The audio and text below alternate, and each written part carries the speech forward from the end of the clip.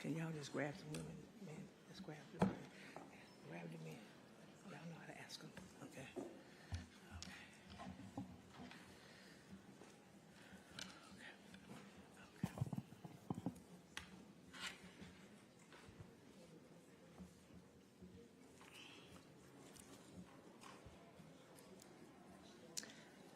Good afternoon. My name is Melanie Campbell. I'm President and CEO of the National Coalition on Black Civic Participation and convener of the Black Women's Roundtable. And it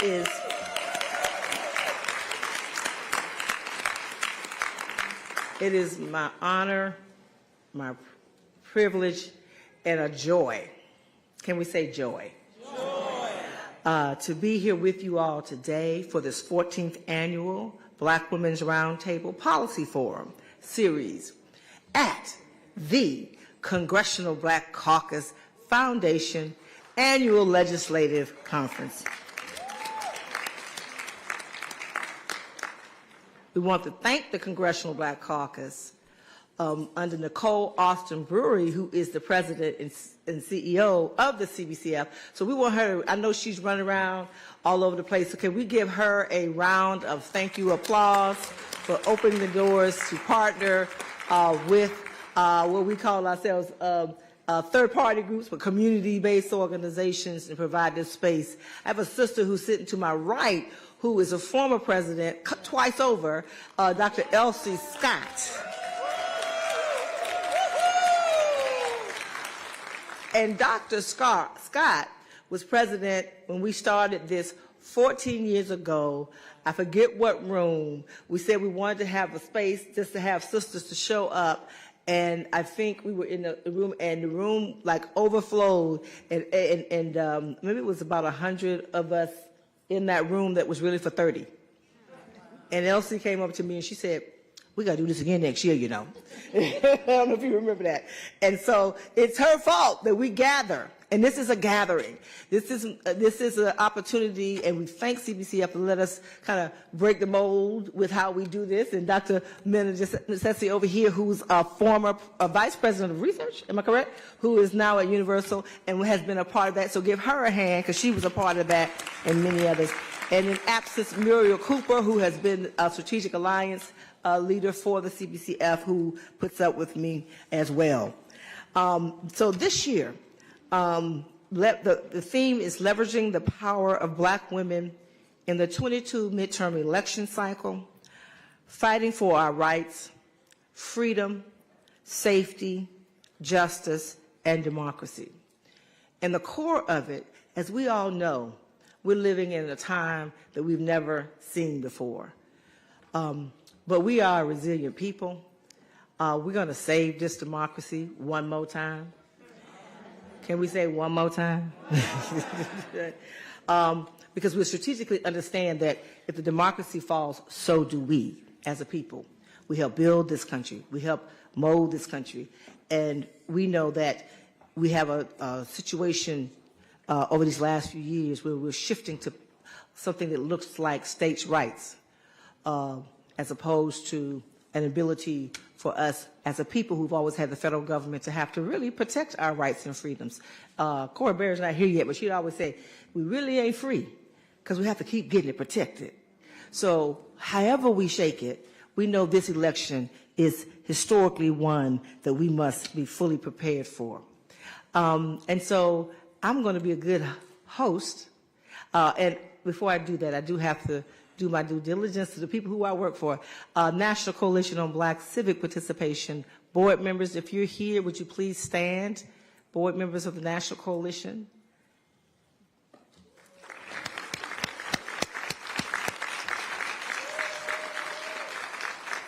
And our Black Women's Roundtable and our state affiliates of the National Coalition and our partners, would you please stand?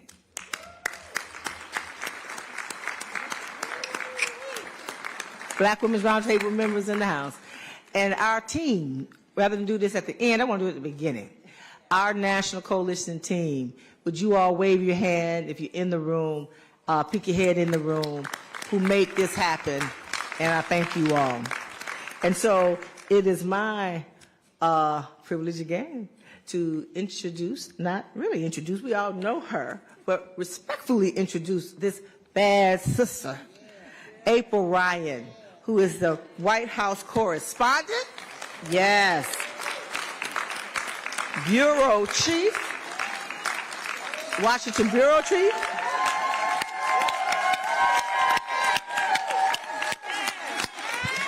Yes.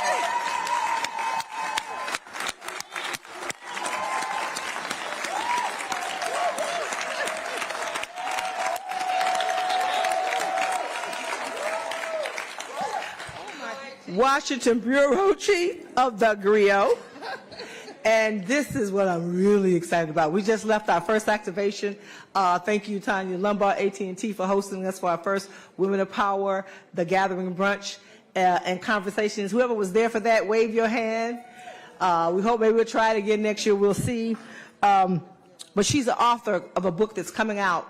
And all who are here, make sure that we find a way. I think staff will do this a little later. She has a new book that's coming out in October, but we ordered the books, and so we have complimentary books for everyone who gives us the information for us to get that book to you in October. And the book is called Black Women Will Save the World, an Anthem. She will moderate our panel, our power tables. And somebody say power table. Power table. Say, now, whether you're sitting around here or out there, say, I'm at the power table.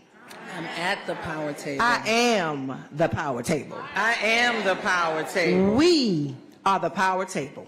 We are the power table. And so I'm going to turn our power table room over to our sister, April Ryan. And I'm going to switch seats so you can come over here. Okay, well, Melanie Campbell, it is an honor to be with you yet again. We were just with each other in Atlanta. Karen, we were in Atlanta for Power Rising, and I'm telling you, now we're here in this moment, and I can't help but think, and for those of you who were there this morning, you heard me raise her name, the late, great Shirley Chisholm, the first black woman to run for president in 1972. She had a famous saying, if you don't have a seat at the table, bring a folding chair. But wait a minute! These tables and chairs are solid, and you got a black woman convening the whole room. How about that? Owning the table, owning the narrative. And that's what this is about. And it's an honor. And thank you so much for that. I feel so much love from you guys. Thank you so much. I literally just left Congresswoman Cori Bush, who this is her first Congressional Black Caucus legislative conference. And she had Leslie McSpadden there, the mother of Mike Brown. Woo, talking about trauma. But here, this is the room where we're going to try to heal the traumas, figure out the solutions so we don't have to bear that pain anymore. You know, black women are doing it. This woman, and when you talk about black women will save the world, I got to say this. In my book, I chronicle the moments for voting rights, the fight for voting rights. Leslie Campbell, Cora Masters Berry, Tamika Mallory, CBC Chair, Joyce Beatty, and others just were singing songs to Zion and just singing old Negro spirituals just for the right to vote in the Senate chambers, and were arrested and sent to that little jail. Juxtapose what happened January 6th, right? About 10 black women going to jail for singing in the Senate chambers. And Cleola Brown, yes. That's what I'm talking about. So that's why we have black leaders at this power table. And I want to introduce ALC Scott, PhD, founding director of Ron Walters Leadership and Policy Center at Howard University. I also want to bring forth Karen Finney, senior advisor at Brilliant Corners. And I also want to bring forth Gwen McKinney, campaign and team director, McKinney and Associates, Unerased. Ladies, welcome. Turn on your mics. Let's have a conversation.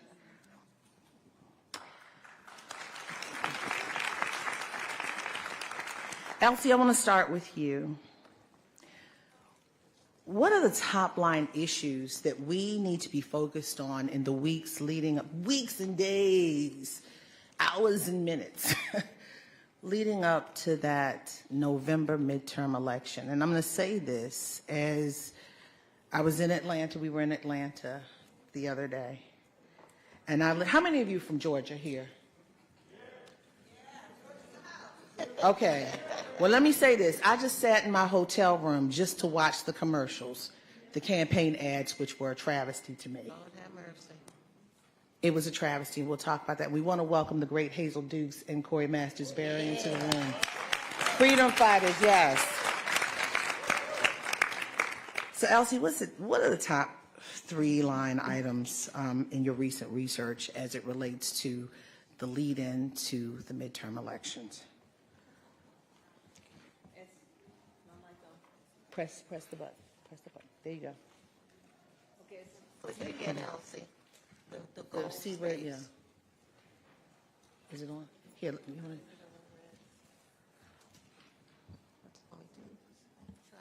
to? Yeah, she can. Yeah, she can use yours. Yeah. He's okay. So in the meantime, okay, here we go. Okay. As many of you know, that we have been doing a survey with Essence Magazine for a number of years. And what we've tried to do with that survey is to determine what are the issues that will drive black women to the poll. So I guess that's where I'll start from and talk about some of the issues we found in those studies. One of the things that we've seen black women are especially focused on economic issues. And economic issues ties into housing issues, a whole lot of issues even tied into schools, etc. And we found in the last few years, racism has become a bigger concern of black women. I think we didn't even have it on the survey the first year. But once we've added it, we found that it rises right to the top. Policing and criminal justice issues are very strong issues. And this year, we had taken the poll before the Supreme Court intervened in Roe v. Wade. And so we didn't have Struck it down. They didn't intervene. They struck that thing down. Thank you. And so we did not have that on the survey. So we're not quite sure where that's going to figure in the election, but we're sure that it's a big issue for women, and we know it's a big issue for black women, and even black women who have been concerned about their Catholic Church and other affiliations they have. They're also seeing that abortion is beyond abortion because it also ties into women's reproduction rights. And so we're certain that that's going to drive more women to the polls also. Karen, Brilliant Corners is a Democratic polling firm led by Cornell Belcher. But talk to me about your findings, because I've heard much of this throughout what Elsie just said, throughout many of the polling data organizations. I mean, I just saw Rasmussen, whatever. And Rasmussen doesn't necessarily take our thoughts into consideration. And they said the same thing that Elsie said. What are you finding? Well, thank you so much.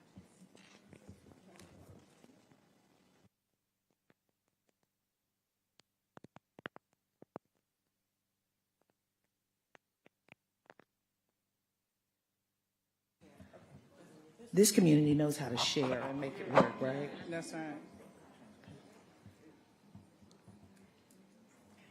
All right, now we got it. So Cornell Belcher and I did a poll for the Black Women's Roundtable in Essence in March.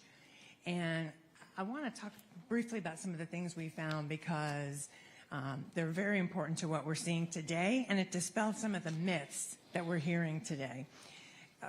So we surveyed black women voters from across the country, and that's important. These are people who vote fairly regularly. We found 88% in March said they were likely to vote, and 85% said they were motivated to vote, meaning I'm going to do it. I'm already starting to think about it.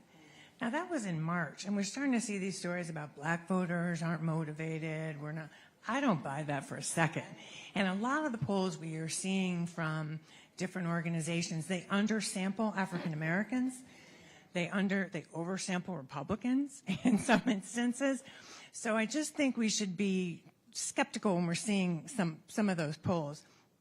We did ask about Roe v. Wade, and we asked about sort of issue concerns. And the one thing that we found that was quite surprising, I mean, black women always have a full table, full of stuff that we got to deal with. Always have a full plate. But what we found this time is it is overflowing, because the number of issues that had a high intensity, so like out of a scale of 1 to 10 were 9s and 10s, there were about 10 different issues instead of one clear. And there were a couple of pockets, really. One was economic issues. 2, what I would call, women's rights, women's freedom, access to health care, but also Roe v. Wade. 85% of black women voters said they were concerned about the overturning of Roe v. Wade. And that was in March, so imagine now that it's gone where people are at. And then the third, very interestingly enough, again, racism, discrimination, and safety. And we asked specifically, because this was a question that they'd been asking in this poll for a while, specifically about the Violence Against Women Act. That rated very high. The concerns that it be reauthorized, which it was.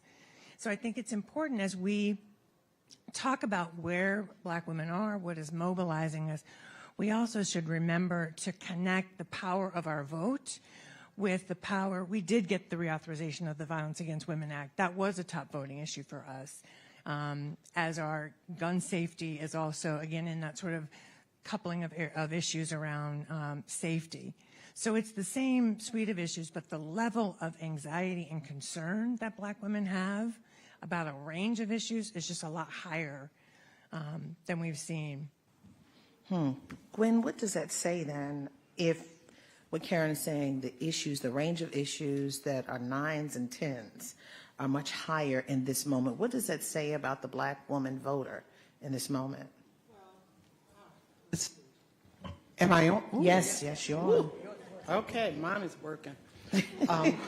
Indeed, Thank you. is. Thank you. And congratulations, April, on that book. Thank you. I think there's a lot of things to be said. And I need to say that Unerased Black Women Speak, in partnership with the Black Women's Roundtable, conducted a series of research, including focus groups, a national poll, and also some in-depth interviews with opinion leaders who are among the BWR state leaders to just get a gauge. One of the things that we found, okay, I'm too loud, aren't I? Okay. I have been told that by my husband.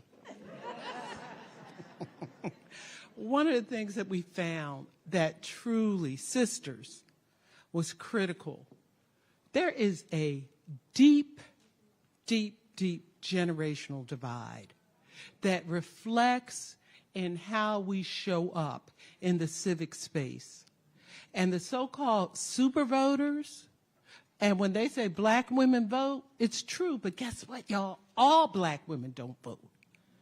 And the super voters are the boomers and the so-called silents, people who are 55 above, who never miss an election.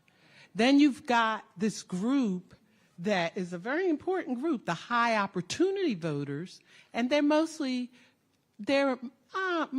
for the most part, Gen Xers and millennials.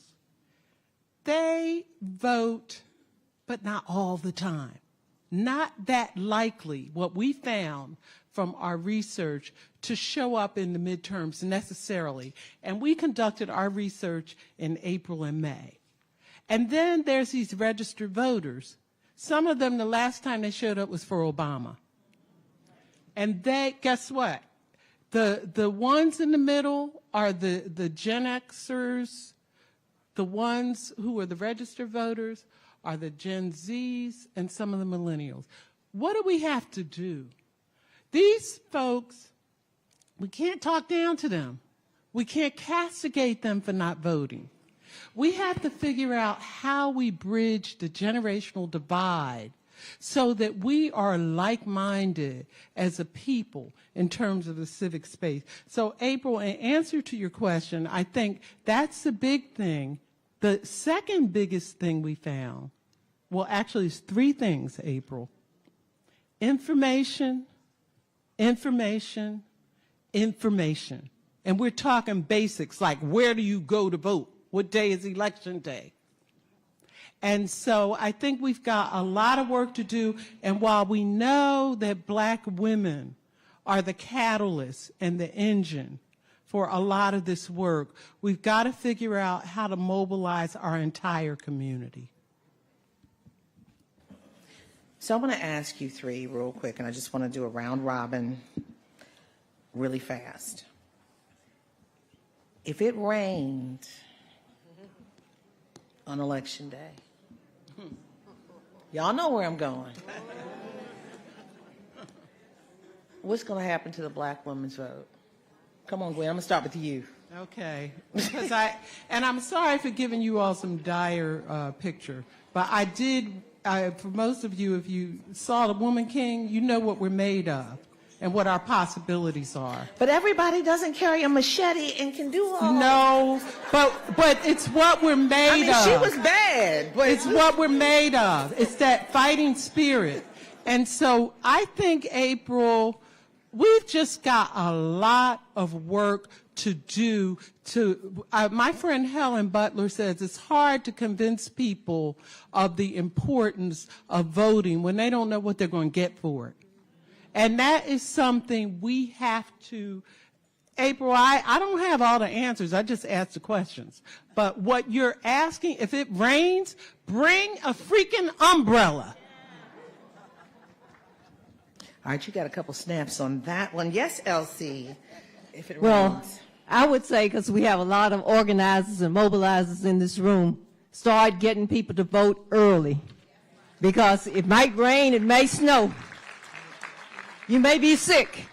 So start getting people out that first day of early voting. And then before they go there, make sure they have everything they need to know that they are ready to vote. They're at the right precinct.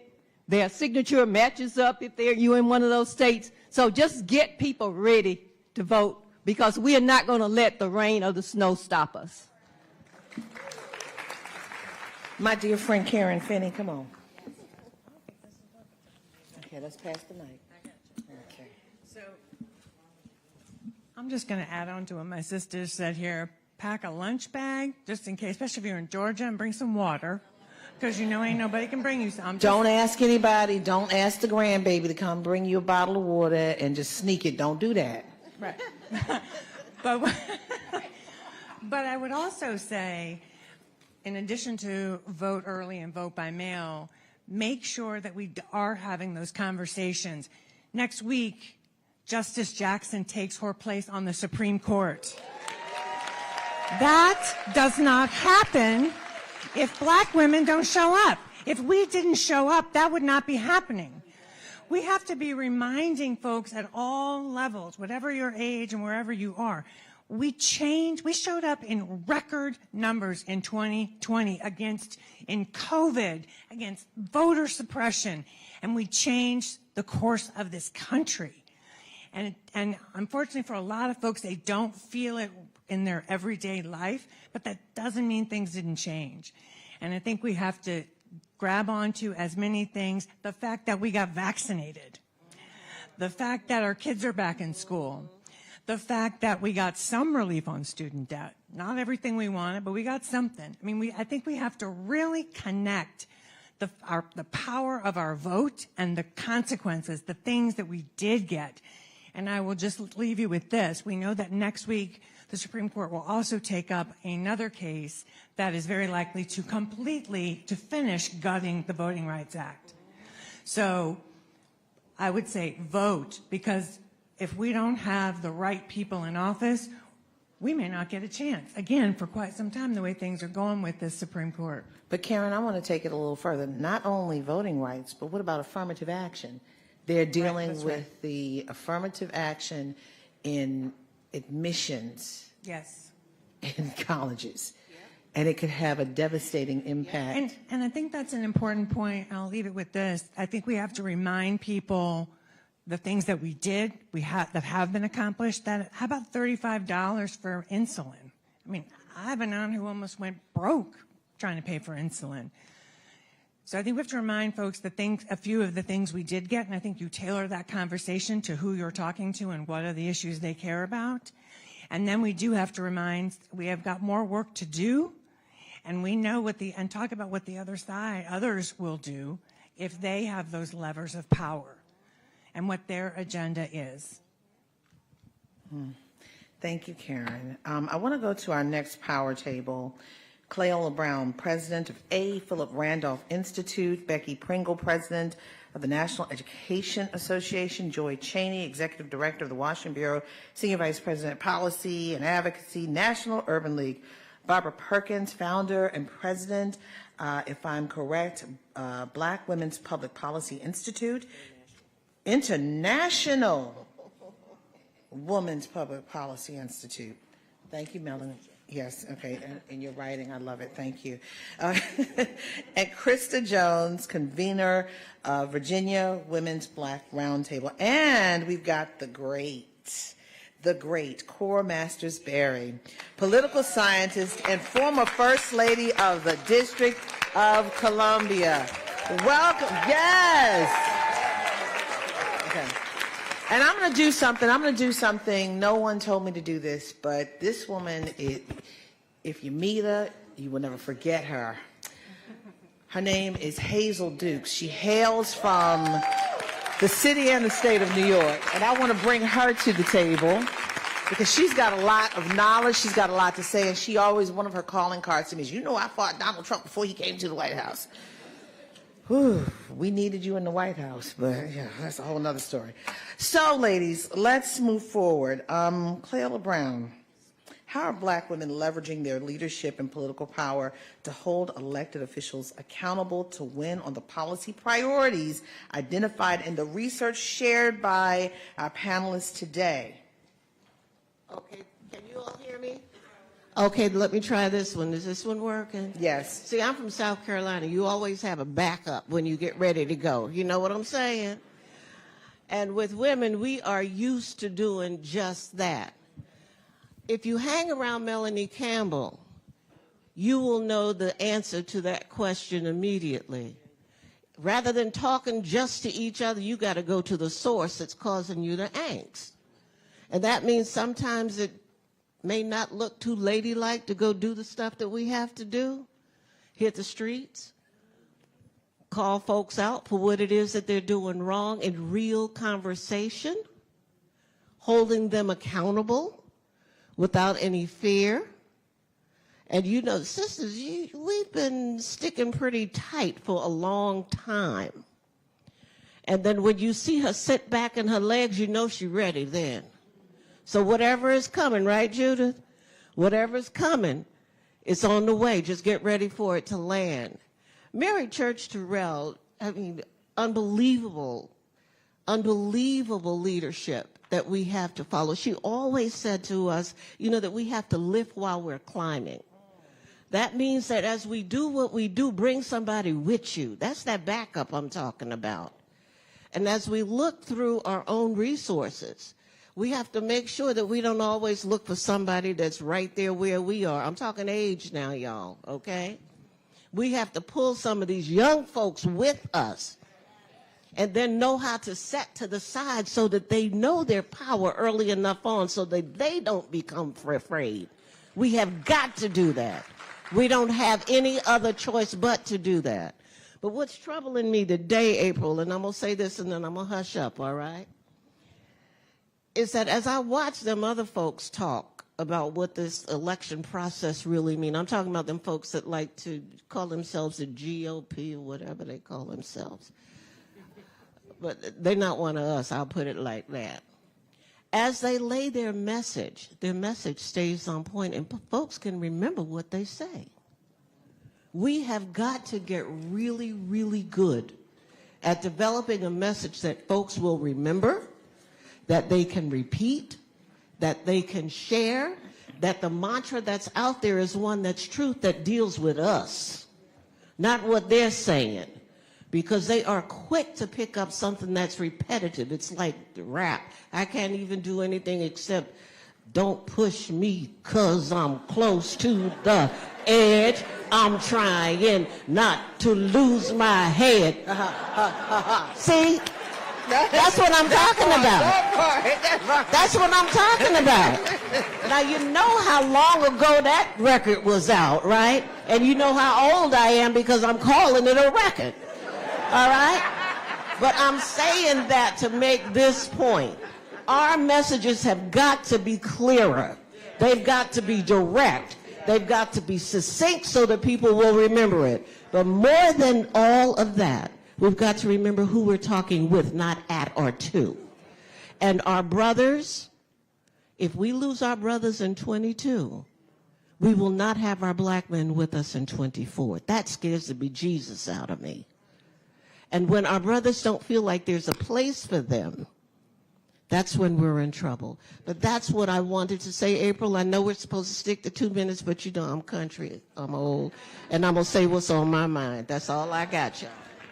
We appreciate you, and thank you so much. And for everyone at the power table, we are limited by time constraints for the room, so we are going from 1 to 2 minutes responses, 1 to 2 minute responses if we can.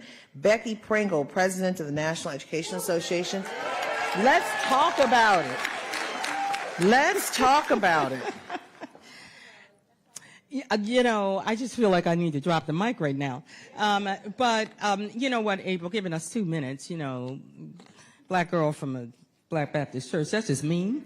But it's not me being mean. You know I got so much love for you. I know you do. I know you do. And I got love for it's not you. about me, yes. Oh my goodness. So let me just say, April, look at me. Look at me. I'm there. All right. I just need to say thank you. Oh. You are always of us. You are always from us. You are always with us. We are so proud of you, and we are so grateful for all you have done. Thank you. Thank you, my sister. I felt that one. Yeah. So that take up 2 minutes. And Miss Melanie, you know, they did give me the mic. See, Cleola handed it to me. So, But you know what? I appreciate the compliment, but you got 1 to 2 minutes. I know that. Yeah, I know that. Cleola, thank you. And Mel, thank you. So here's the thing. You know, I taught middle school science for over 30 years. And this is what I know. Education is at the heart of everything. And when I took on this proud honor of representing 3 million educators all over this country and around the world, I said to them that we, the NEA, must unite not just our members, but this entire nation to reclaim public education as a common good. We must do that as the foundation of this country. But we have to do more than that. We actually have to transform it into something it was never designed to be. A racially and socially just and equitable system that prepares every student, everyone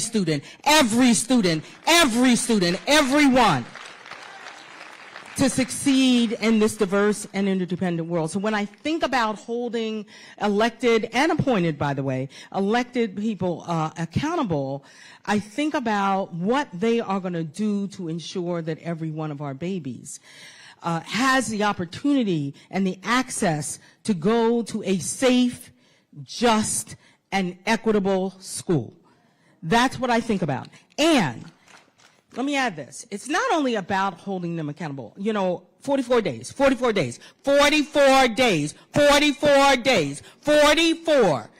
We must do everything we can. Everybody who likes us or loves us or intends to keep living with us, They need to go and vote. That's what they need to do. And while, we listen to the statistics and the surveys, and that's important. I'm an educator. So we're going to listen to the information, but let me tell you what black women do. Whoa, they got a well of hope. They believe in the plausibility of the possible. Every day, all day. That's why they are the ones leading, and we need to always follow that lead. 94% of NEA members vote. So this is what we're doing. We are turning to everyone who knows that we are that trusted voice in the community, and we're saying we need you to go out and vote for our babies. That's what we need you to do. And that's what our members, raise your hand if you're an educator in this room. Oh, yeah, that's what I know. We're going to spend every one of those 44 days making sure we not only elect people who will support public education in our children and our communities, but we're going to be the wind beneath their wings so they can develop policy that is bold and actually changes what's happening for our babies. She dropped the mic. You dropped the mic, Becky Pringle, with your posse in hand. Thank you for that. Joy Cheney of the National Urban League. All right, we need the mic. It's going to be a game. Pass the mic game.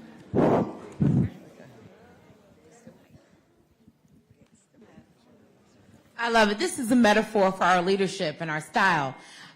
First of all, I'm so honored to be on this particular panel. Oh, my goodness. And Mark Morial, wherever he is very jealous, I'm sure. I'm so glad to be here. I want to thank all of my National Urban League sisters who serve on the executive staff. I see Rhonda Spears-Bell over there. Thank you so much, Rhonda. And we have Yvette and Badu Namaku and Alyssa Valentine who's in the room. I am so honored to be here and in particular to be answering this question. And, of course, I want to thank my sister, Melanie Campbell, always for featuring me when nobody knew who I was. And I appreciate it. So let me just say what we are seeing at the National Urban League Black women do are many of the things that we always do, but we do them in interesting places like online. We've been talking a lot about misinformation, but I don't know if you've noticed when you've been online, when something goes out that doesn't seem right and that may, in fact, we know is false, Black women are right there saying, no, sister, we don't pass that around. Don't share that again. We understand. Thank you for letting us know that is false. And not only is it false, don't share it again. We want to make sure that we don't interfere, invest in an algorithm that would then promote that. We are talking in very savvy ways, right? Educating, auntieing, right? My aunt, Deborah, and my mother, Olivia, are in the room. And they have, their friends, my friends, multi-generations are using social media and saying, but we have to be smart about it. That's number one. We do a lot of work about technology at the Urban League, and that is something that we are seeing, and we're very thrilled about that because Black communities will be targeted in these next 44 days? Something like that. The other thing we are doing is digging deeper on policy. So yes, we're talking about criminal justice, we're talking about education, we're talking about all of those issues, but we are also going to issues that maybe folks weren't even paying attention to, like the onslaught. We knew people would be excited about a Black Supreme Court justice, but Black women were excited about Lisa Cook on the Federal Reserve. Those those calls that Joteka puts together were just as filled to talk about the Federal Reserve having the first Black woman on that, and we understood the significance of that. We understand the significance of having someone at HUD, but also someone who's dealing with appraisal bias, and we are articulating those things in our interaction with elected officials. So don't just come talk to us about certain things that are important. We're still going to talk about that. We're also going to talk about generational wealth building.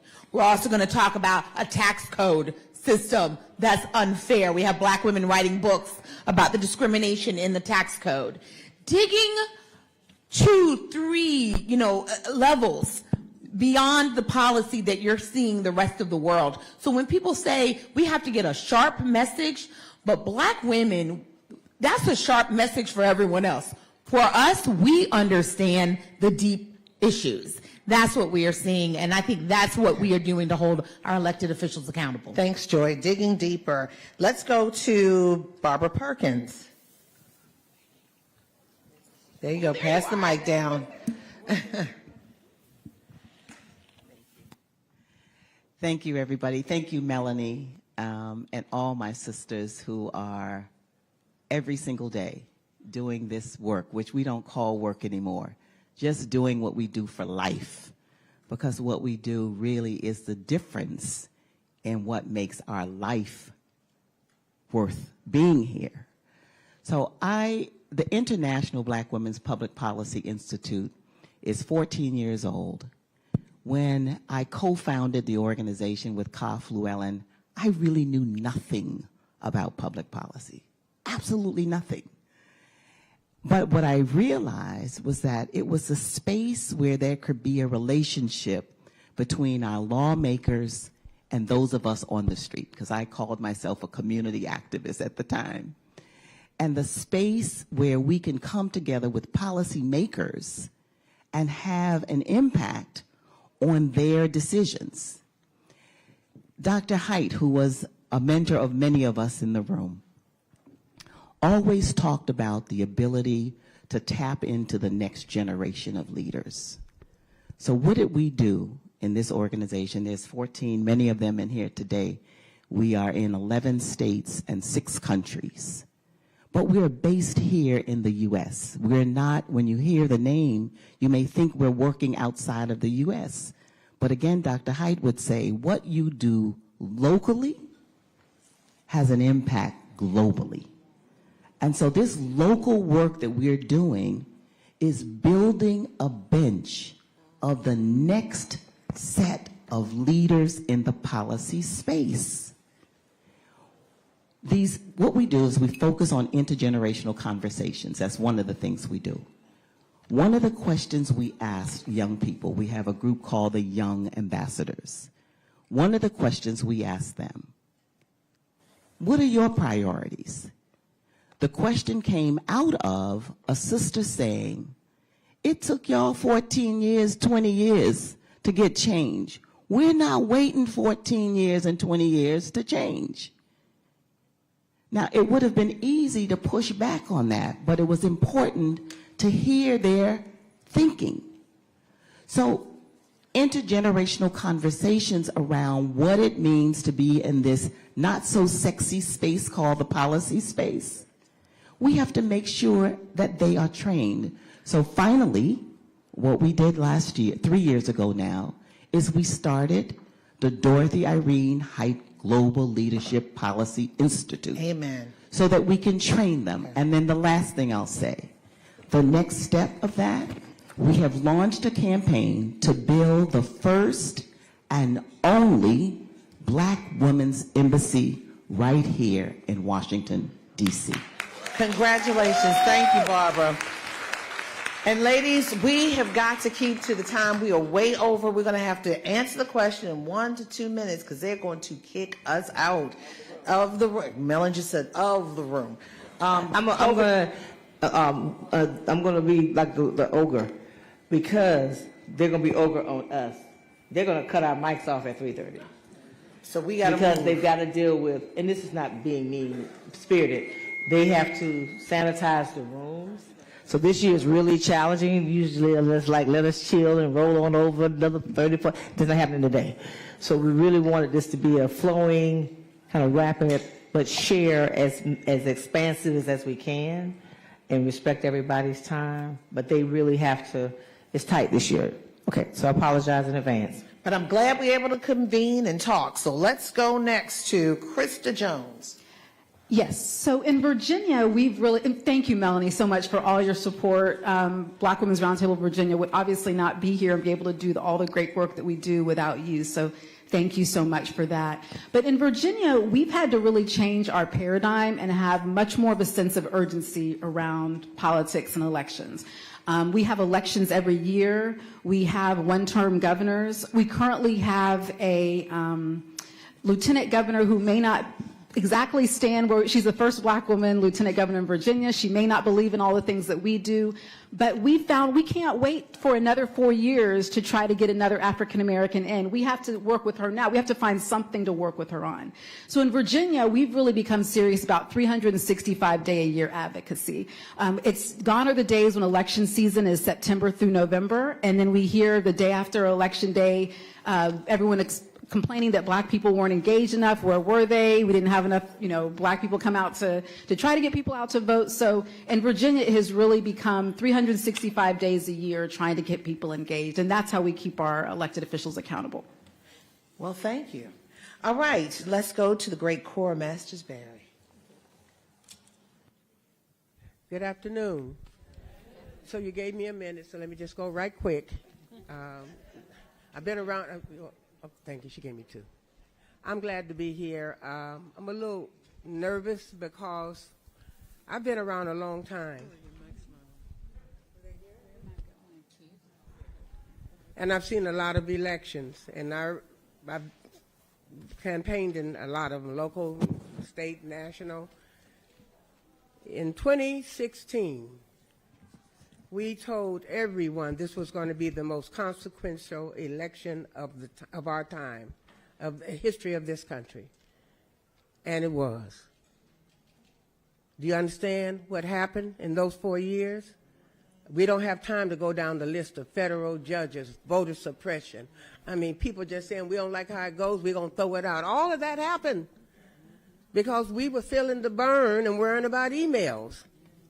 So I am telling you, the little bit that has been able to be repaired in the last 4 years is only because we're holding by a string the legislative body. If you really want to see the party get hearty, let us lose that.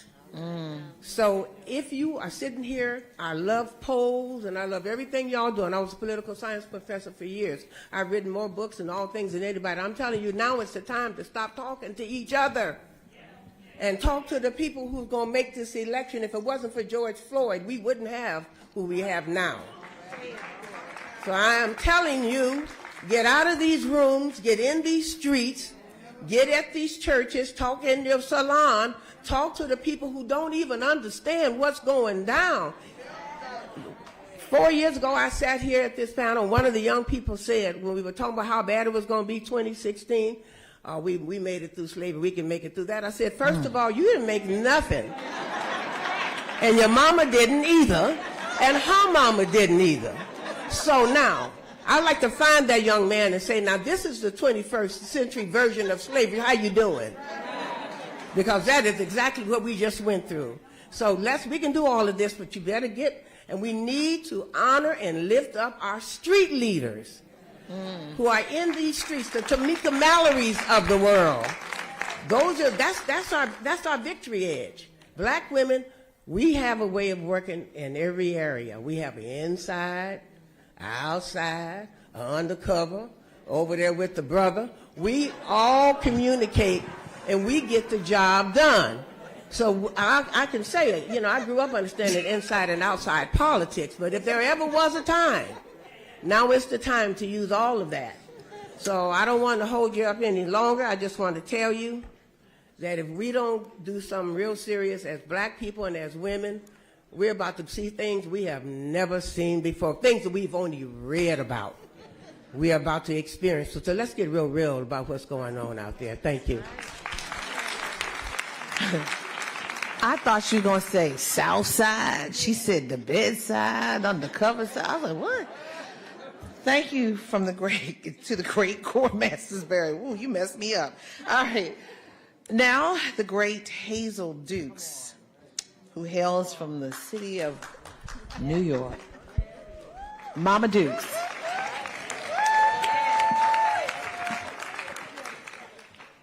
I've been here longer than Cora. I've been here longer than Cora. I didn't come here to speak. I came here because you're talking about intergeneration, folks. I came here to support Miss Alicia, no, not Melanie, I've been supporting all her life. When Adora brought her from Florida. April Ryan all of her life. Her cousin, Karen Boykin Towns, is not here, but my other young little buddy and my little mentor, my soror, is over there, Akosha. I came here to support Akosha. I didn't come here to speak. I have trained Akosha how to speak up. All right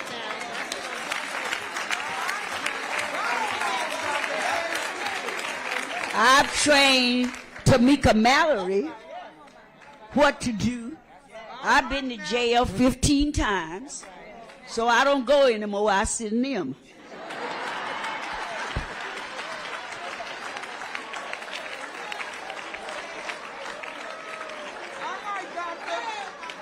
So y'all talking about it, I'm about it.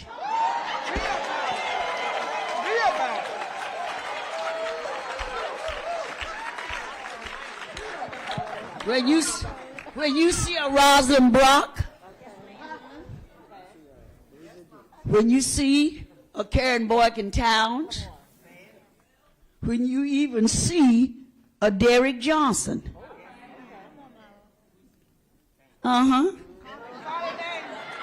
when you see Kwesi Mfume. I was walking in this hall with Merle Evers, and we was looking for a president, executive director in NCBCP, and the late Judge Hickenbauer. I want to tell y'all a little history in here. They need it. Kwesi Mfume had just written his book and was sitting around the corner. And I passed by him. I said, Miss Evers, let's talk to this young man.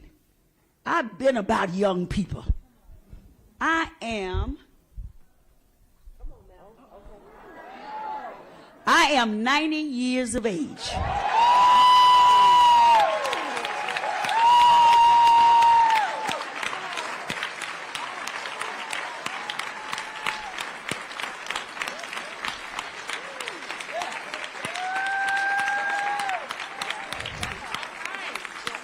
And I am not tired yet.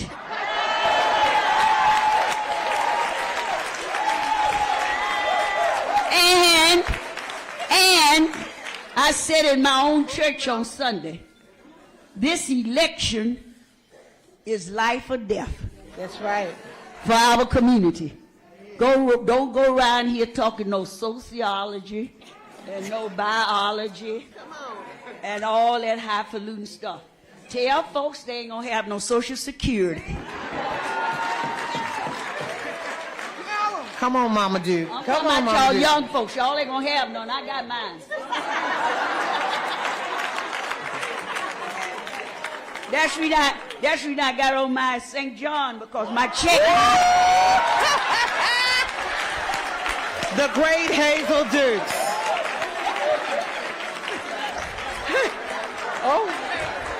Because my check go to the bank. Young folks, y'all ain't gonna have no Social Security. Ain't be no SNAP no more. All right, Mama Dude. My grandmother, when Franklin Roosevelt died in Montgomery, Alabama, Mama was sitting on the porch and she was crying. I said, what you crying about? She said, my best friend died. I said, who? She said, Franklin Roosevelt. Well, y'all can be around here crazy if you want to. But if Joe Biden leave, y'all won't smell hell. The great Hazel Dukes. And the point is, she is raising up a generation. The point is, she is raising up a generation. The great Hazel Dukes. Woo! All right. So, you can't follow that. You cannot follow that. But, okay, so I have questions still to ask. So she the great Hazel Dukes of New York City from the NAACP. She is the state head of the NAACP in New York. And she introduced our next power panel first speaker to come up, Akosha. You gotta bring it, girl. That's it. You got to bring it, because the question is, now that we know what policy priorities black women are most concerned about, how do black women leverage our leadership roles, expertise, power, and influence to increase their political power to move black women and family policy agendas on a national, state, and local level? There you go. Can you handle it? Thank you. So, most importantly, black women, we always give honor first to the shoulders for which we stand on. And understanding the path that has been paved for us. So the Hazel Dukes, the Cora Mastersberries, the Melanie Campbells, the Janetta Besh Coles, the Barbara Skinner, the Cleola Browns, all of the women around this table and those who are seen and unseen have created this table for us and have taught me and have taught this next generation, this now generation of leaders, to stand in our power. That is how we leverage the black woman agenda. And understanding that the black woman agenda is the moral consciousness of this country. In the words of one of my other mentors, Reverend William Barber III, we don't have a scarcity of resources in this country, we have a scarcity of moral consciousness. And when the black women of this country mobilize our vote, mobilize our family, mobilize our children, mobilize the next generations that we're training up to execute what it is that we want to see. We have to fight for voting rights. We have to fight to end poverty. We're fighting to end homelessness. We're fighting for healthcare reform, quality education, economic empowerment. The crisis around student loan debt and home ownership and the gap of wealth within this country is something that will continue to impact generations to come. So it's our responsibility not only to give honor where honor is due to the shoulders that we stand on, to make sure that we are not complacent and we do not sleep at the wheel. In between elections is one of the most critical periods that we have to ensure that our voices are heard, that we speak up, and we continue to push on policy agendas that will enact change within this country. So we move an agenda that matters by doing the work and training up that next generation to be leaders now. So thank you to my leaders. We give all homage to you, and I thank you for the work that you all do. Peace and power.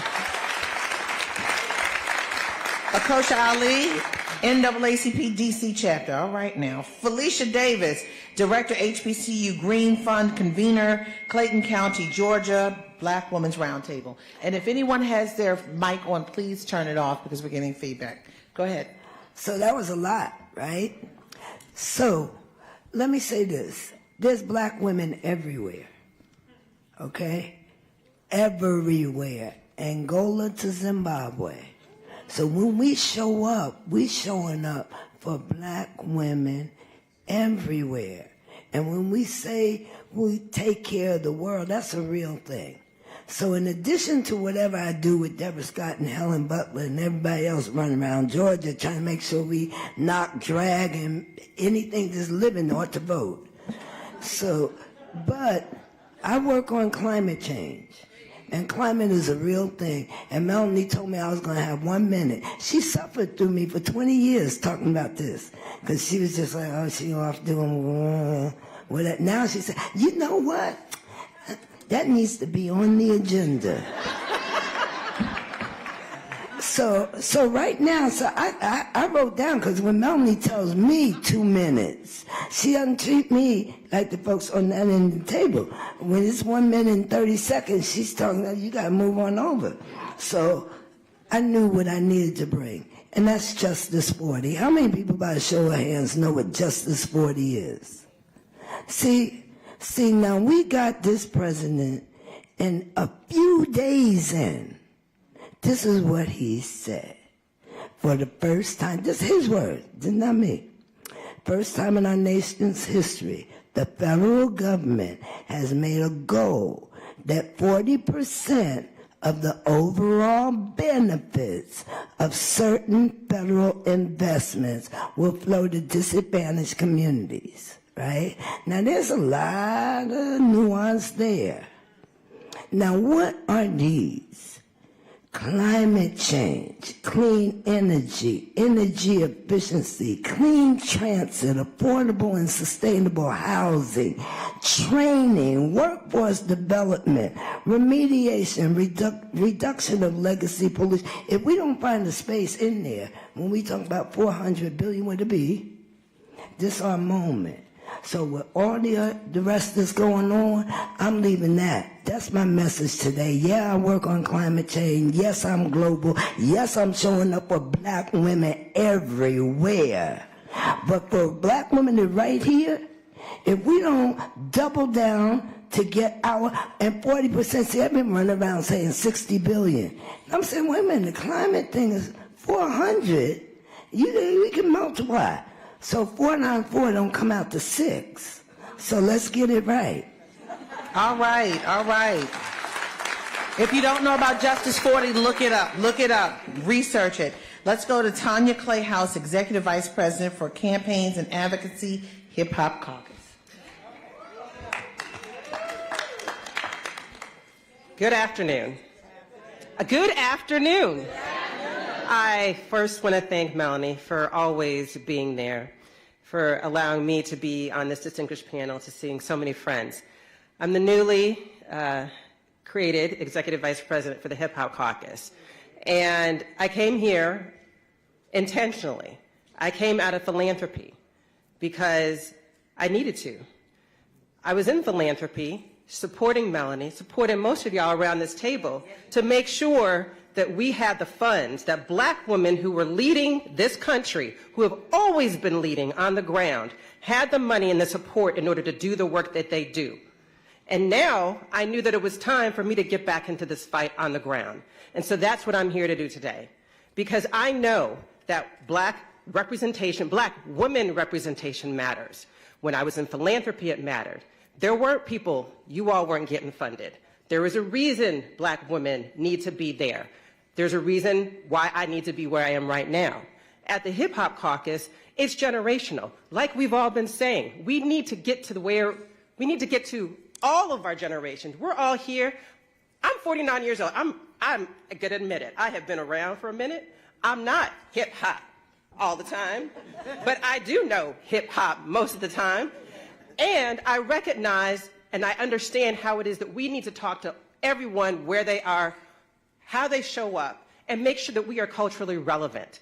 We need to make sure we understand and represent and tell people that, you know what, climate change matters. I have asthma. I wonder why. I wonder why it is my child has all these allergies. We didn't have allergies like this when I was growing up. Everybody's got a peanut allergy all of a sudden. What is going on?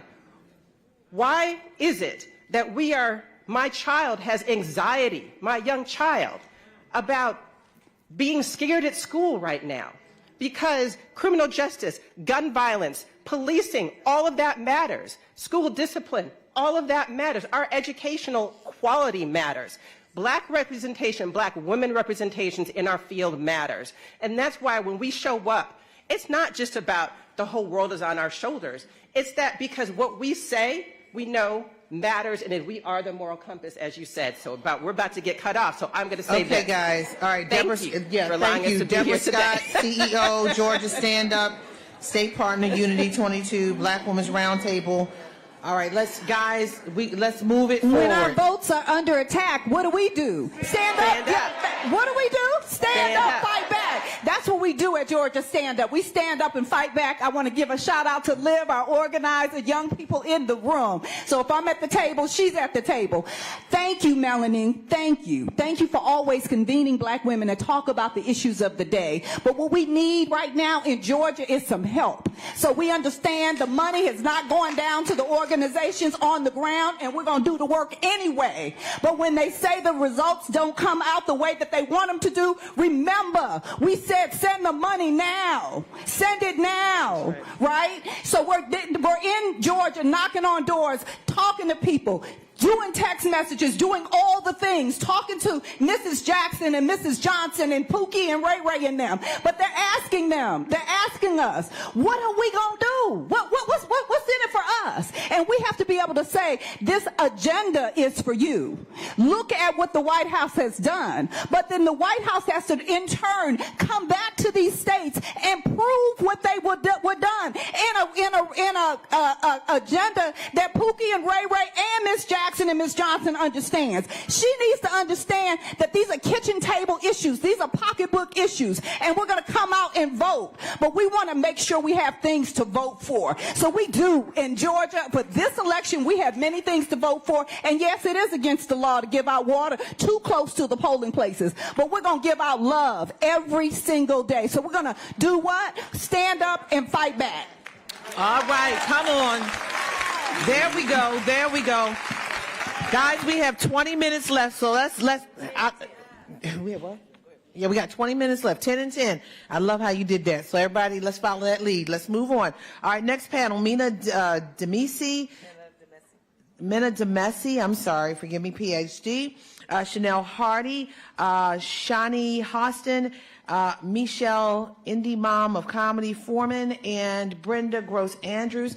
I'm going to start with Mena. How are Black women in the public and private sectors and or entertainment leveraging their leadership platforms and influence to use technology and culture to impact positive social change for Black Americans, especially Black women and families? There you go, Mena. Where are you? Thank you, April. I'm right there here. You go. Yes. Again, thanks to everybody. Can people just look to your left and right? Look at this room. Every year it's standing room only. We're here because we know the power of what's been happening, right? And many of you know me. This is my home for me, CBCF, right? But I made a switch because when we're trained well and there's a call to action, we have to go and serve. And so now, let me pause. Nicole Austin Hillary, President and CEO. Keep going, of the Congressional Black Caucus Foundation. I was raised by Dr. Scott. Nicole's been amazing in her efforts of leadership. I'm gonna turn it over to. And so we're gonna pause, and since she run things, she's gonna give us an extra 10 minutes. Y'all say. Thank you so much for providing this space and allowing us to once again come and have this gathering. And so I'm really excited. I know we've been praying for you. We've been fussing and praying. Okay, so we want to turn this over y'all's house, and just tell us whatever you want to say. And thank you, sister, for the leadership, and thank you for the opportunity for us to come together one more time. Thank you, Mel. Thank you. I'm going to be quick, and those who know me know I can talk, but I'm going to be quick. First of all, can we all applaud Melanie Campbell for her leadership? Mel has been fighting the good fight for a long time, and I am one of the people who has benefited from her leadership, her vision, her fight, her mentorship. And so, Mel, I thank you. I remember way back when I was at the Brennan Center, one of my first TV appearances, me and you were rolling, talking about voting rights, okay? Talking about voting rights. So we've been doing this work a long time, and all of you, I'm seeing so many of my friends around the table. I love it. I love this room. You all forgive me for being late. There was another panel. I just interviewed Delegate Eleanor Holmes Norton talking about Washington and Black Power in Washington, D.C., et cetera, et cetera. But I had to come over here and say hi and listen in on some of this. Black women, you all are just, there's a book that I love from college. Some of you may know it. This Bridge Called My Back. Does anybody remember that compilation of poems? And in fact, whenever my husband makes me mad, I bend over and I say, just walk on over that bridge called my back. It's our 20th wedding anniversary today, but I'm here with y'all, okay? I'm here with you all. But I just want to thank you all for everything that you are doing. You are change makers in this country, but not just in this country, throughout the world. And the CBCF, that is our mission. Our mission is about empowering the global Black community, and that's why I am here. I'm so honored to be the new president and CEO. And Mel, Tanya, Becky, look, oh, please, all of my folks that have just been with me in the trenches, Gwen, for all of these years. You know that I'm here because, as I told folks, we love ALC, and I'm so glad to see this room packed. And I know y'all gonna party, and everybody looks pretty, but y'all, it's not about a party, it's about the people. It's about the people. That's why we're here, and you'll hear Congresswoman Sewell was reminding everybody today, we are here to get marching orders to change this country, okay, and to be strategic about how we do that. So let's be safe, let's love on each other, let's enjoy one another, but let's make sure we are armed and ready to do battle around all of these issues that Mel has you all talking about and that all these smart, intelligent advocate and warriors are talking about here today. And I am just so proud that the CBCF is here standing with you, holding you up, and we're going to continue to be here with you, stand with you, and hold you up as we build the next generation of leaders and provide thought leadership for Black America. So thank you all. Founding executive director of a congressional, I don't know if y'all know what you're already, but Dr. Barbara Williams Skinner is sitting over there too. We've already yes, okay, yes, indeed. Yes. Praying us up. Thank you. Do we get them 10 minutes? So we get them in? I don't know. Wait, don't let my staff say we ready to get rid of her already. She's breaking the rules. I'm just going to stand over here. Thank you. All right, Mina, go ahead, finish up. All right, and I want to thank Nicole Austin Hillary for her leadership. It's really awesome things happening. Congressional Black Caucus Foundation. Isn't it interesting? I call it the paradox of racial progress, right? The more progress we make, we have to fight 10 times harder. But it's not ironic. It's designed that way, right? And so it needs a reminder that, if anything, now is the time more than ever to stand up and mobilize. To the question April's asking, and I want to thank her too, she's been very supportive at Universal Music Group. I'm now on the philanthropic side of things, like, with CBCF and under Dr. Scott's leadership, and, CBCF puts more Black interns on Capitol Hill than any other organization in the country. So while Congress is talking about racial diversity and how do we do it, you got a model right here, a pipeline right here, and so we need to continue to support them as well. Being on this side, though, in the social justice space in the music industry has been fascinating because of the work of all of you all.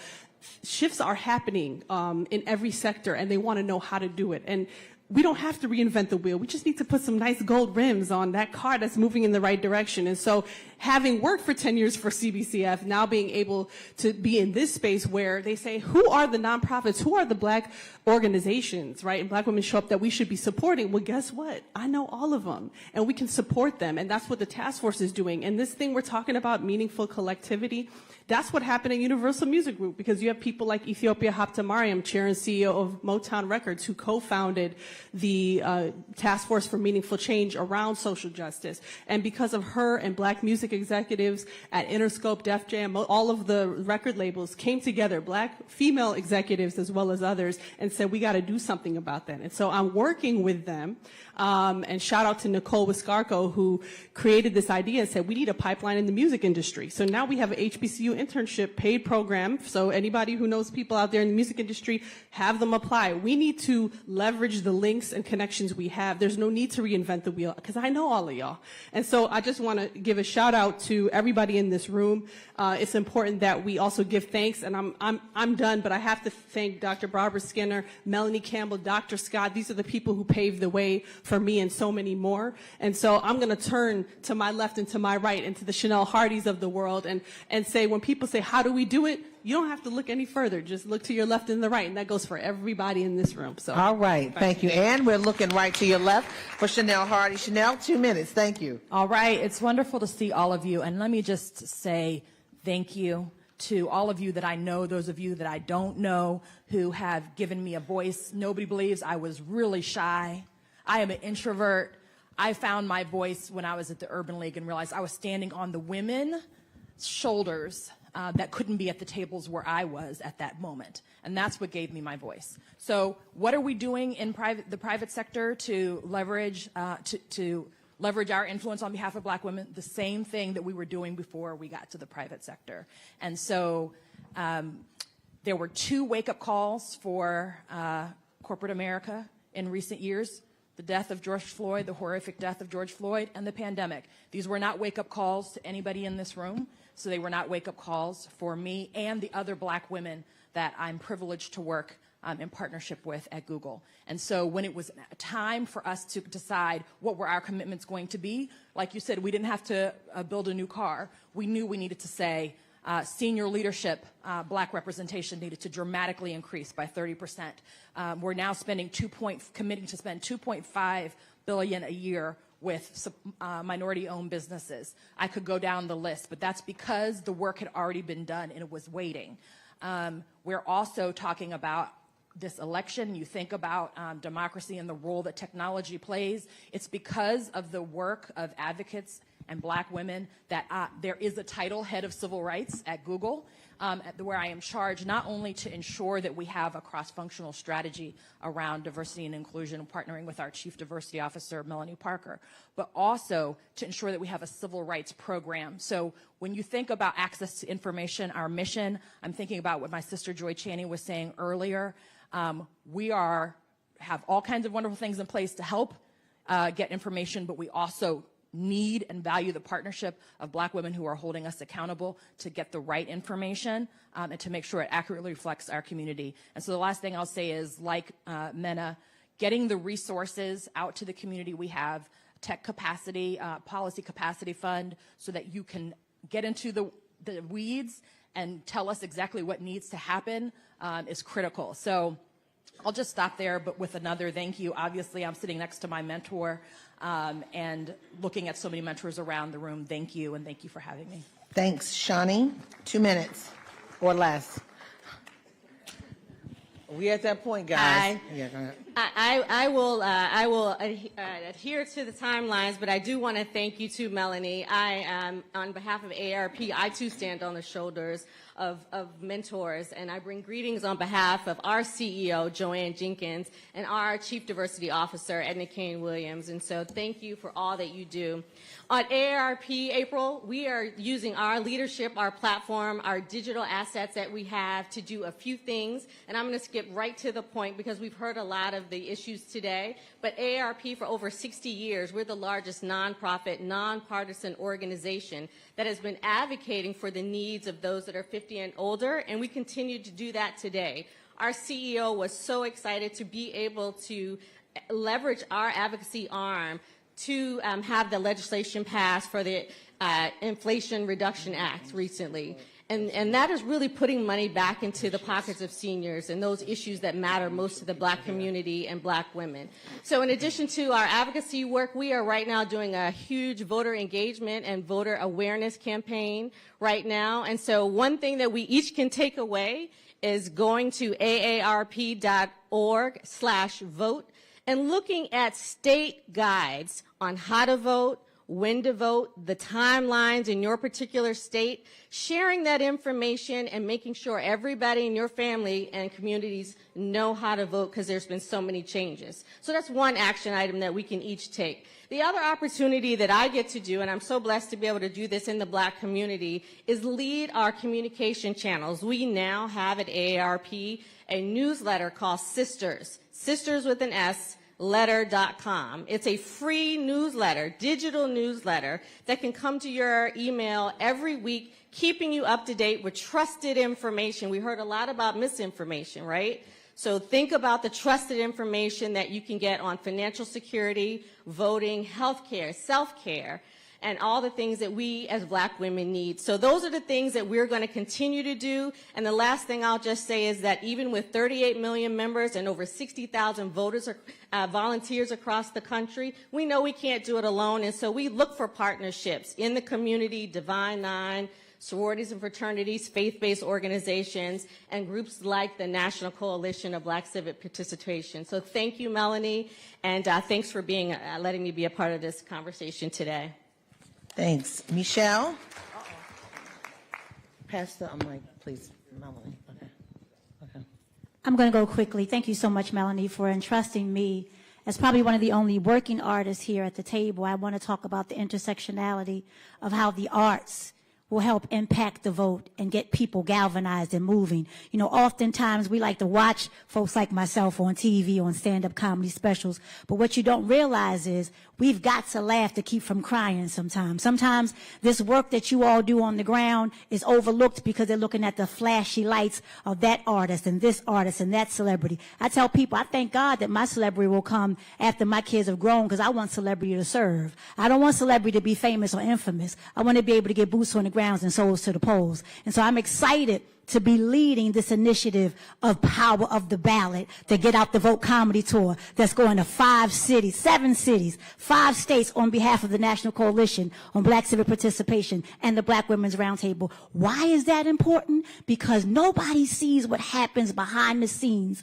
when y'all are over here doing whatever you got to do to get souls to the polls. Nobody knows how it feels when you got that Spanx on sitting in front of that congressional committee trying to look cute, but your feet hurt because your red bottoms is killing your toes, but you're looking fine, but you're feeling like you're about to burst into flames. Ain't nobody talking back to me. Don't nobody know what it feel like when you're going through the change and it's change happening. Ain't nobody feel when you're sweating for no reason. Don't nobody, they think you're nervous. You ain't nervous. You going through the change. Your body doing some things. And they think you scared. You ain't scared. You fanning and you making sure we got to get this work done. So why am I here? To make you laugh, to make you forget for 2 seconds how you had to put hymns over hands. You wanted to put hymns over smacking folks in their face. You understand me? So we're going to get out the vote.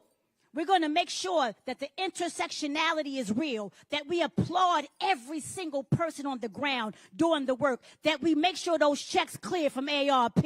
We make sure those checks clear from Universal. And we do what has to be done to keep you laughing and working. I'm Michelle, the indie mom of comedy. I'm here to serve and to say what you can't say in laughter.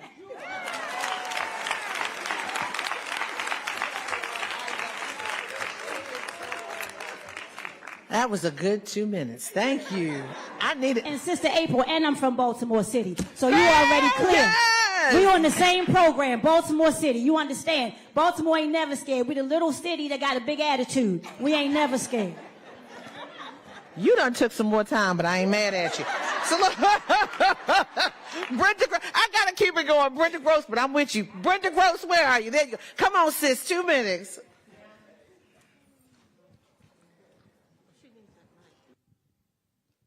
Thank you. Hello? I don't think so. Okay. Thank you. Brenda Goss Andrews, the president of the National Organization of Black Law Enforcement Executives. And I am honored to be here because I have come to this room before and watched powerful women at the table. And I've sat out in the audience just marveling at black women. Noble was founded right here in D.C. in 1976. And our organization was formed because of 2 things, urban crime and also the lack of promotions for African American officers. So I'm proud to be here to speak today. A lot of things that I wanted to say have already been said, but I want to say if it hadn't been for Shirley Chisholm, there wouldn't be a Kamala Harris. And there's so many, in between. So, we have to think about that. Noble, we speak on a lot of different things, but I want to talk about our youth because I heard some educators here earlier. And I said one of my pillars is get out the vote. I got my button on here, black votes count. And I told my youth committee, we have to start with the young people, not giving up on our older people, but if we want to train the next generation, we talked about that gap in voting that talked about our young people. We've got to start with our children. They understand 4, 5, 6 years. They got these little phones and stuff. They know everything to do on this phone. So we can start talking to them about the importance of voting. And that's one of the things that Noble is doing. We recognize that we must start with our younger generation. Many of us went to school and we had civics. How many had civics? I know I did. Many of you did. They took that out of the schools, or they named it something else. It was just some fundamental kind of thing. So I want to leave with a couple of things and not repeat some stuff. But we had the women's suffrage movement. That was white women, talking about the vote. But they didn't include black women in that discussion. So that gave rise to the black feminist movement. If you haven't read Patricia Hill Collins, The Black Feminist Thought, get that book, because that talks about leveraging the voices of black women, the collective voice, because we have been marginalized, and we're still marginalized. I spent 30 years on the Detroit Police Department. I retired as a deputy chief. So I know what living through sexism and racism and all of that is all about. So I'm just going to say this. Ladies, it is going to take black women. It's going to take black women in this room and out of this room. And we've got to think about getting to the polls. We got to take this hair off. We got to take these eyelashes off. We got to kick the red bottoms off. All that kind of stuff. We got to get down in the trenches, use our collective voices, like the Black Feminist Thought Movement talked about. We got to continue using our voices in the pulpit, in the classes, and use our platforms to leverage the vote as black women. So we got to get to the polls. We got to take somebody to the polls. Take one to the polls. Thank you. Thank you. You had people for a minute until you went to taking some stuff off, but that's okay. History has shown that black women, and this is the final panel, guys, and we got to keep it going. We're going to still be short, but we got to keep it going. History has shown that black women are the secret sauce to maximize the power of the black vote, and that we not only show up to the polls, we bring others with us. Are black women motivated to ignite their secret sauce in the 2022 midterm elections? And with us we have Christina Q, Barbara Williams-Skinner, Salandra Benton, Helen Butler, Julie Collier, Letitia Daniels-Jackson, Tiffany Dominique, Reverend Dr. Judith C. Moore, Tamika Ramsey, Cassandra Welchlin, P.D. Talley, the Honorable Sheila Tyson, and Reverend Dr. Barbara Williams-Skinner. So I would like to put that as well. So I want to start with Christina Q, and let's go down the list, guys. I'm going to call Christina Q first, and we got 2 minutes. Girl, you've been running around, now you're here. Okay. Good afternoon. Thank you so much. I'm Christina Q, the National Campaign Manager for the National Coalition for our Unity 2022 campaign. I just want to say thank you to all of you in the room, and also thank you to Melanie Campbell for the opportunity to lead and be in service with all of you. So just really quick, the only thing I wanted to lift up, because Michelle already stole my thunder, we have our Black Youth Vote Challenge that we are launching, and we had over 20 schools and community organizations sign up for the challenge. So they're registering voters, they're signing up poll workers and poll monitors all across the country, and we're going to offer them cash prizes up to $10,000 money for participating in this challenge. And this is how we're getting our young people involved and engaged in the midterm election. And so, Daryl is behind me, sorry. And our Black Youth Vote Coordinator, Daryl, is right here behind me, and so wanted to lift him up in the room as well. So thank y'all so much for being here.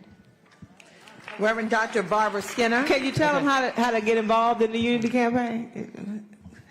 Thank you, ma'am. Okay.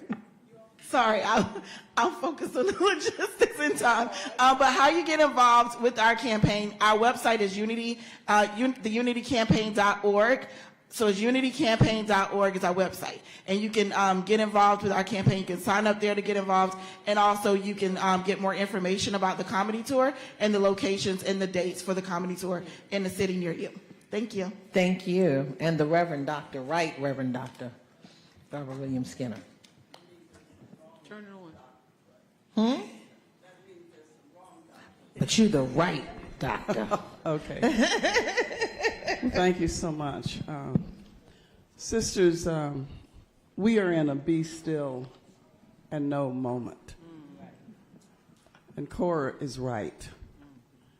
We are at the precipice, not just of democracy, but the last 50 years of black progress. And the difference will be black, older and younger people getting together. 9 million black people, they're not middle class, who are not voting. They are poor, the ones we moved away from, who are middle class, and they're young. 140 million Generation Z and millennials, but only 90 million over 50. We have to work together. We won't make it if we don't work smarter.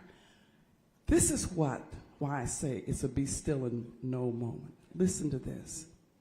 If by 1943 there won't be a majority race in America. That's what this fight is about. It's about white majority rule, gerrymandering, rolling back the rolls, making it criminals to give food and water to disabled and older people. That's not voter suppression, that's voter cruelty. But if you think that people who tried to tear down this Capitol and those now who run and are winning offices from governor and mayor on down don't have a plan to roll back not only the 65 Voting Rights Act, Tanya Clayhouse, but Brown won't be that much further back. This is not hysteria. This is America. And if we don't get our focus on our God, who is bigger than this nation, bigger than every ruler, bigger than any army, we've got to go back to the basics. We won't make it.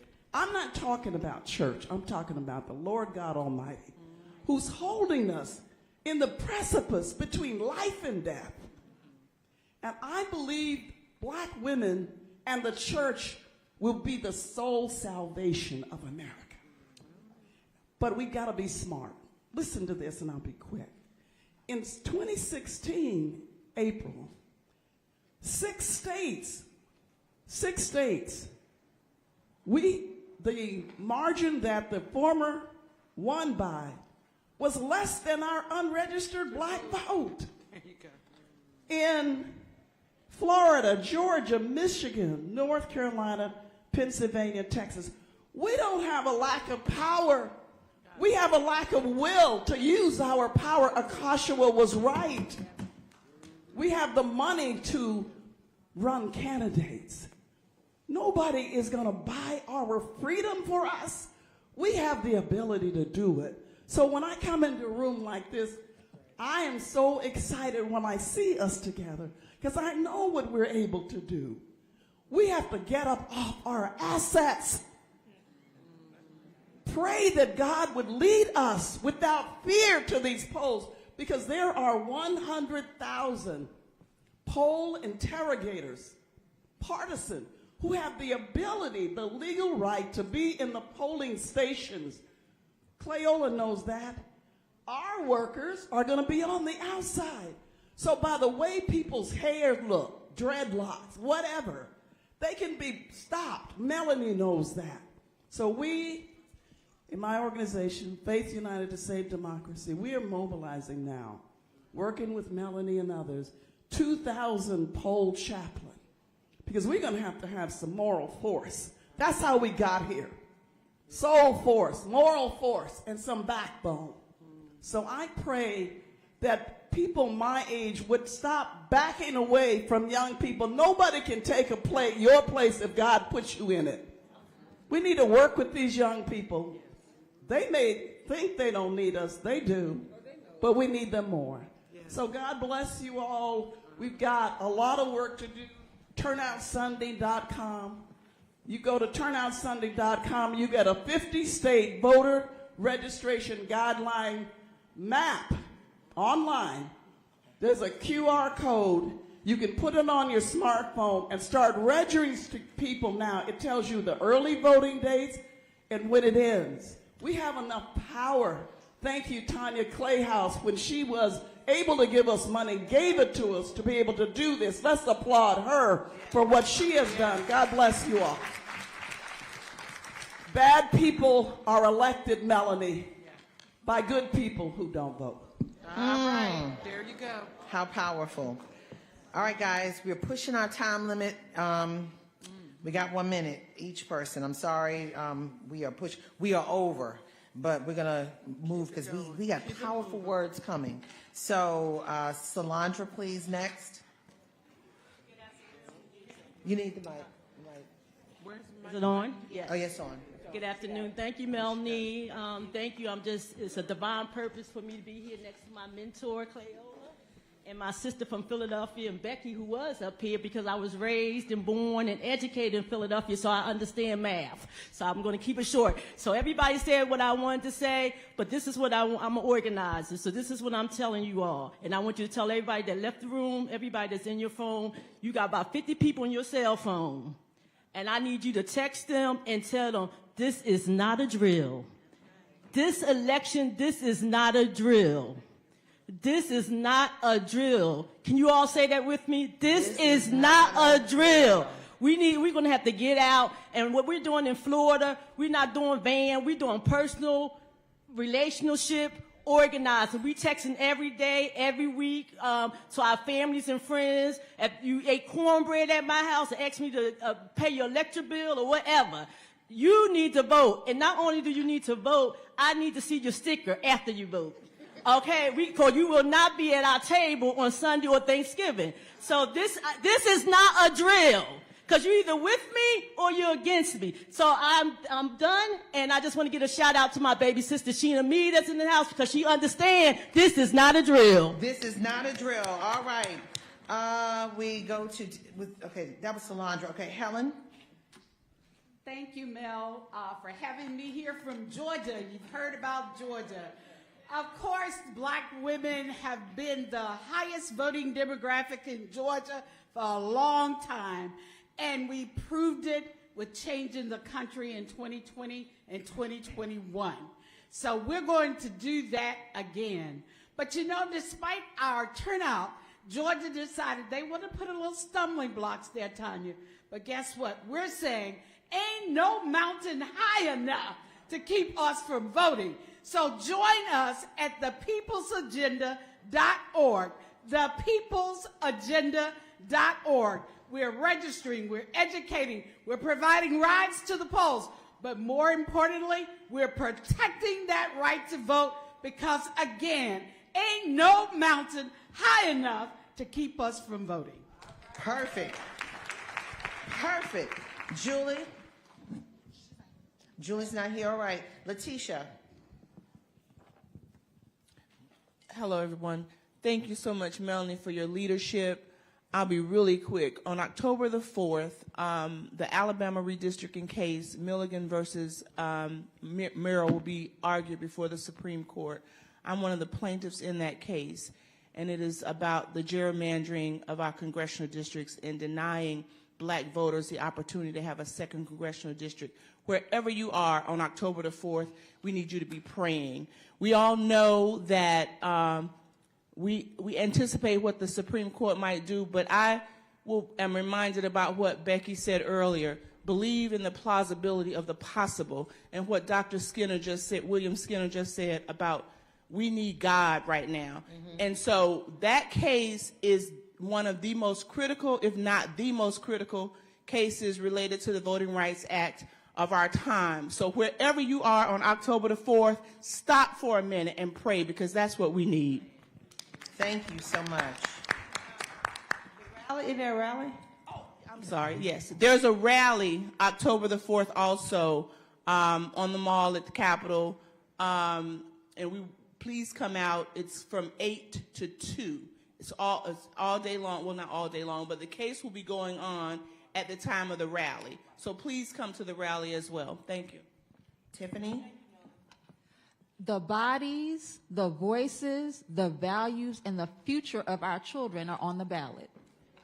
And so we are telling people to go to unitycampaign.org to register to vote. We're telling them to sign up to be a poll worker, a poll monitor. We're saying we want you to take the pledge to take 5 people to the polls.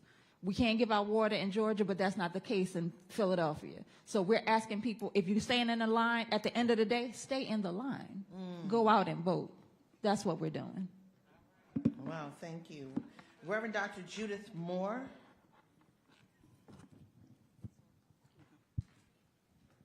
Thank you for this opportunity. We are telling our folks that this is not the time to get weary. We are telling our folks and pushing hard in the Pittsburgh and Mon Valley area. We are telling them that if you didn't mail in your ballot, get in that line and stay in that line. We are black women, and we are not easily broken. We are like a tree planted by the water. We ain't scared. We're not afraid of the heat. And we sure enough not worried about the drought. And our vote always bears fruit. because we are a mighty fortress is our God. We do not break. Wow. That's my big sister. That's my big sister, just so you know. For real, for real. Tamika. Thank you very much for this opportunity. So there is a poem that I read. I will not apologize for my strength in the way it intimidates you. I will not tame my spirit in the way it howls. I will not be less. We need to stop letting these white women co-opt the work that we do on the ground. Abortion rights is abortion rights. Reproductive freedom is about body autonomy for black women who stepped on this soil not having body autonomy. We need to stop talking about abortion like it is the end all for what it is. Reproductive freedom is that. A freedom of choice, a freedom to be able to do what I want to do with my body, which black women have not been able to have. We need to stop. We need to talk to our people the way that we listen, the way that we hear, the way that we feel. We need to stop acting like we got to say the right words. The words that come out of our mouths, the words that we live in community are the right words. And this is why people don't listen to us, because we're trying to be some white women who do yoga and get Starbucks every week. We don't do that. We knock on doors. We talk about food stamps. We talk about the lack of child care. And until we talk and be who we are and stop trying to be who people think we should be, we are going to continue to lose. Thank you, Tamika. Thank you. Thank you. Woo. All right, Cassandra. I just want to say I agree with what has been said here. Melanie, thank you. And I just want to say also to everyone that's in this room and those listening, I am from Jackson, Mississippi. And we know what's been going on in Jackson, Mississippi. The issue around water, which is a human right, that everyone should have water. And we're struggling through this day and day. And we've been going through it since I was a little girl, and I'm almost 50. We've been going through this struggle since I was a little girl and my mother was a little girl. So this is called disinvestment in our communities. It's called racism, right? It's called all of those things. And as a result, our people are suffering.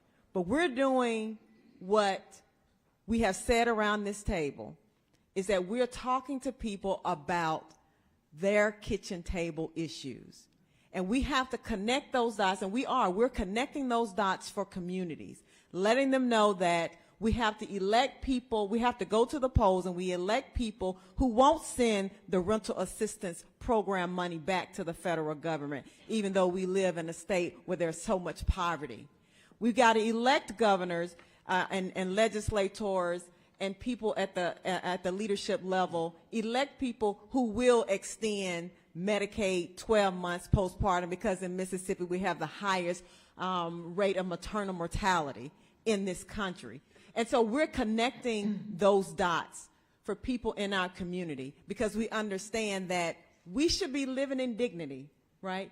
It is our inherent right. And so I just want to say to all of you all, thank you for investing in Mississippi, in Jackson. If you want to continue to do more, go to msbwr.org so that you can. But we are connecting those dots, and we're sending people out to the polls, because these are pocketbook issues for black women and our families in the state of Mississippi. Thank you. Petey?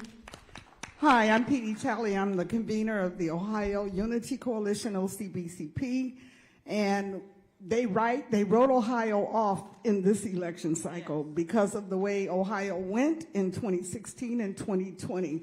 Ohio continues to be a battleground state, and black women in Ohio, even though they wrote us off, we have been organizing and strategizing since March of this year to make sure that we can turn out the vote. So we have infrastructure on the ground. We have coordinators in most of the major cities.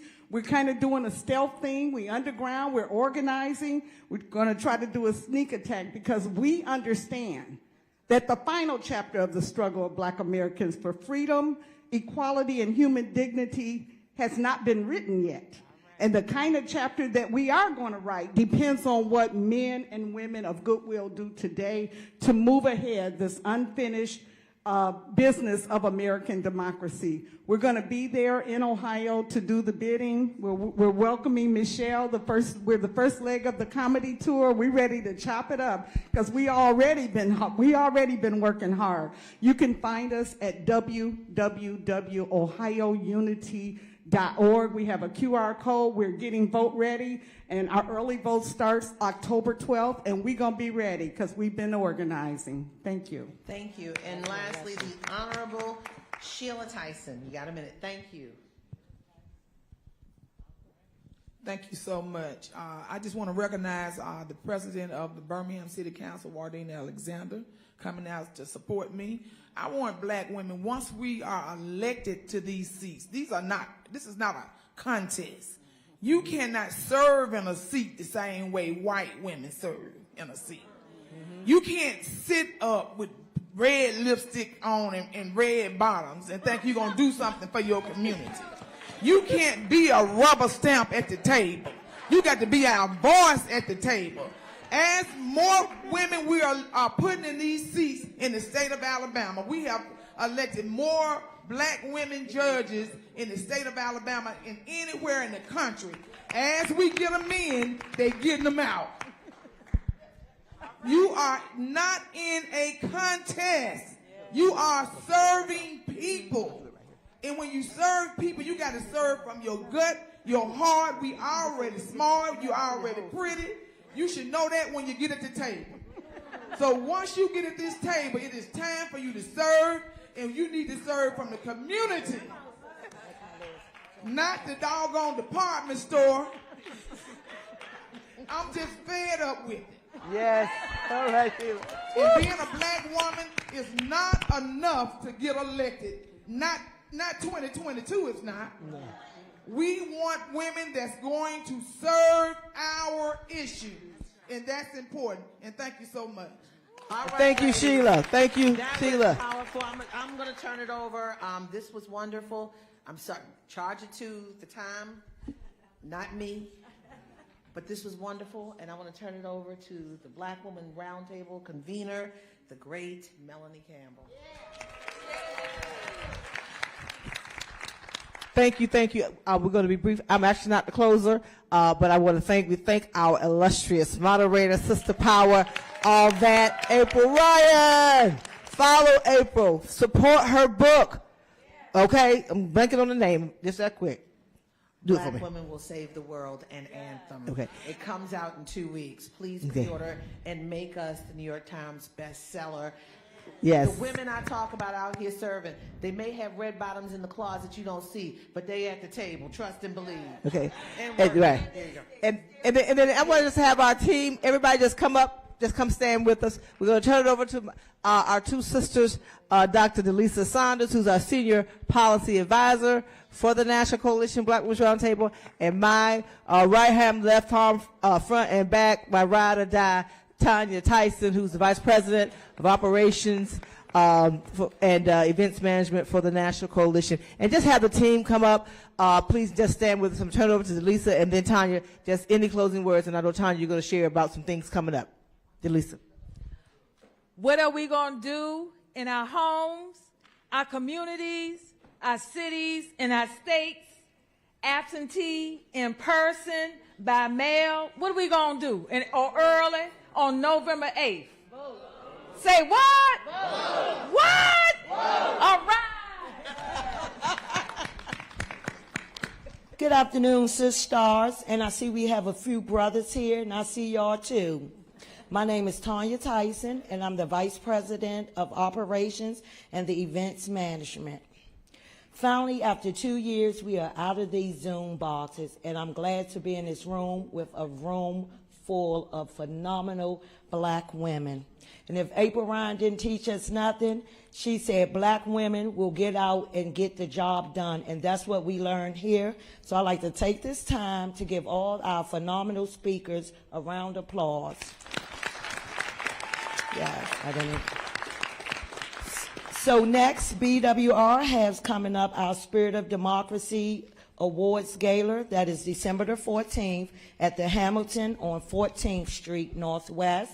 And we also have the Black Women of Power National Summit, March the 15th through the 19th, 2023. So I'm going to say that again, because if you all came this year to the summit, you know what we did. It's March the 15th through the 19th, 2023, and that will be at the Gaylord. Thank you. Thank you, Roland Martin Unfiltered. Thank you, Congressional Black Caucus. Thank you to my team. Thank you all for all of you all. Let's do this thing. Let's win. Let's get out the vote. Let's turn it out. Thank you.